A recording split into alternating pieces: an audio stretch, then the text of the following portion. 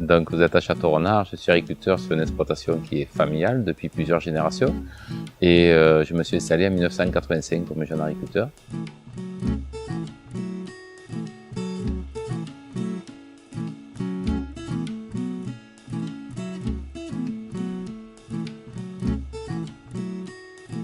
On a essayé de faire un petit stand la première année et puis je trouve que le petit stand de 2 mètres, il a fait 2 mètres, puis 3 mètres, puis 4 mètres et puis on y prend goût, le contact avec les gens on l'avait pas avant, il est super agréable, on a une bonne clientèle qu'on ne connaissait pas et l'envie c'est de vivre plus que de ça, de cette vente à la ferme, de vivre plus que de ça quoi, de faire des produits qui soient pas en plastique, qui soient pas esthétiquement magnifiques, mais qui soient bons, qui soient sains et dont on peut vendre confiance, même on peut faire manger à ses propres enfants, à des amis, sans aucune inquiétude, parce qu'on sait ce qu'on fait, quoi.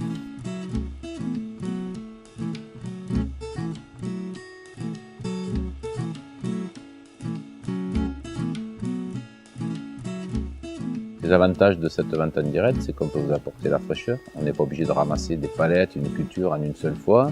À mesure que les besoins le demandent, on vient récolter, on arrive à notre petit panier. C'est comme si on avait un grand jardin, un grand potager, avec toute la passion qu'il peut y avoir dessus.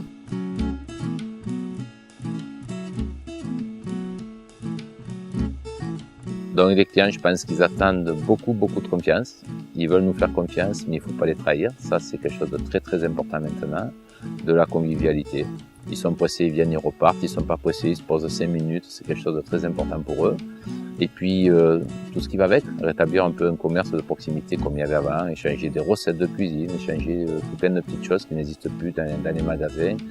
Et on essaie de faire des paniers maintenant. Les paniers sont bien pour nous parce que c'est le complément de notre vente au détail. On peut mettre dans le panier la composition un petit peu d'une semaine sur l'autre qui nous arrange le plus en fonction des points de production sur certains produits. Ce qui fait comme ça, on gaspille beaucoup moins de marchandises. Et on va essayer de développer les paniers de plus en plus, essayer de développer, mais inciter les gens à venir les prendre pour qu'ils puissent prendre en même temps ce qui n'est pas forcément dans le panier, mais qui peut les séduire sur notre stand. Les clients nous disaient, plutôt que d'aller prendre ailleurs, si vous aviez un peu plus de produits, un peu plus de choix à nous proposer, ça nous intéresserait, quoi. Donc là, on a rajouté en ce moment une gamme de produits bio, avec une société de Château-Renard ou des producteurs bio qui vont vouloir travailler avec nous parce que ça peut évoluer tout le temps. Du fromage de chèvre local de Château-Renard, de la viande qui vient de Haute-Loire, de la viande de plein air de Haute-Loire avec un éleveur qui vient une fois par mois. Et on va peut-être faire un dépôt de vin avec un producteur de Rocquemort qui fait du Lirac. Voilà.